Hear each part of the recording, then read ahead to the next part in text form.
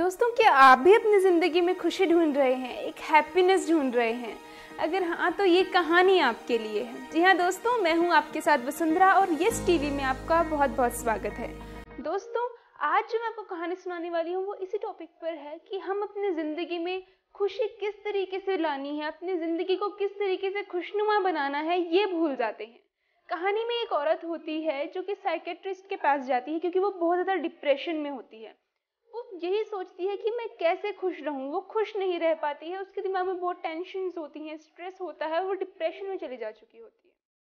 वो साइकेट्रिस्ट के पास जाती है, अपना काफ़ी समय लगाती है। तो एक दिन साइकेट्रिस्ट उसको बोलती है कि आज मैं तुम्हें अपनी यहाँ जो मेड है, हमारे यहाँ काम करती है हॉस्पिटल में, उससे तुम्हारी बात कराती हूँ।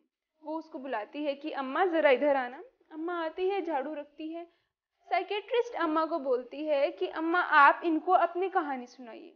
अम्मा वहां पर बैठ जाती है और अपनी कहानी सुनाना शुरू करती है। और उसकी क्या कहानी थी ये मैं आपको बताती हूँ। अम्मा की जिंदगी ठीक चल रही थी। उसके घर में उसके पति थे और उसका एक बेटा था। पति मजदूरी करता था, जैसे कैसे घर चल रहा था। लेकिन एक दिन उसके पति की डेथ हो गई। घर में पैसा आना बंद हो गया। उसका बेटा बेरोजगार था, कुछ काम नहीं करता था, लेकिन जैसे कैसे करके 2-3 महीने बाद उसके बेटे की भी नौकरी लग गई। बेटे की नौकरी लगी, लेकिन नौकरी लगने के कुछ दिन बाद ही बेटे की भी मौत हो गई। अम्मा की जिंदगी से सारी खुशियां दूर हो गई थी। खुशी का नामो निशान नहीं था। अम्मा की जिंदगी में अब जीने की कोई आस नहीं बची थी। उसका परिवार पूरी तरह से खत्म हो गया था। घर में एक पैसा भी नहीं आ रहा था। जिंदगी मानो तबाह हो गई थी। अब वो अपनी जिंदगी में मरने के तरीके ढूंढने लगी थी कि कैसे अपनी जिंदगी को खत्म करे। यही सोचकर एक दिन वो पटड़ी पर जा पहुंची कि ट्रेन के आगे आकर अपनी जान दे देगी।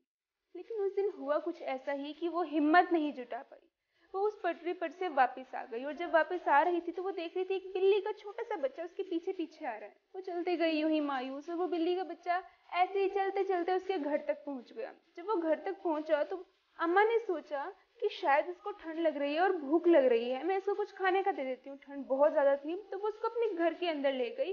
घर में थोड़ा सा दूध रखा था तो उन्होंने वो दूध बिल्ली के बच्चे के आगे रख दिया। बिल्ली का बच्चा झट से सारा दूध पी गया।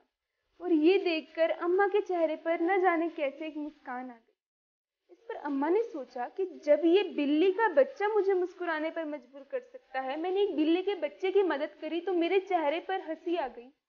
तो सोचो, जब मैं इंसानों की मदद करूंगी, सबकी मदद करूंगी तो मुझे कितनी खुशी होगी। उस दिन से उसने सबकी मदद करना, सबकी हेल्प करना शुरू कर दिया।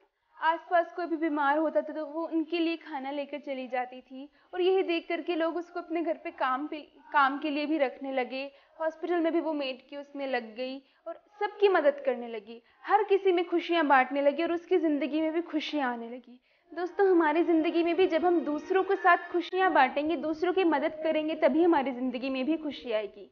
अगर आप एक हाउसवाइफ हैं तो हंसते हंसते मुस्कुराते हुए खाना बनाइए। अगर आप एक बिजनेसमैन हैं तो अपने एम्प्लॉयज़ के साथ मुस्कुराते हुए बात कीजिए। अगर आप एक टीचर हैं तो क्लास में एंट्री करते ही एकदम खुशनुमा माहौल से एकदम मुस्कुराते हुए एंट्री कीजिए।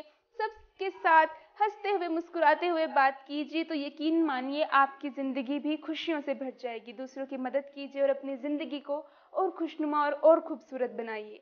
आप मेरी बात से कितना सहमत हैं ये भी हमें कमेंट सेक्शन में ज़रूर बताइए। और ऐसे ही और मोटिवेशनल वीडियोज़ के लिए, ऐसे ही और कहानियों के लिए देखते रहें यस टीवी। Thank you.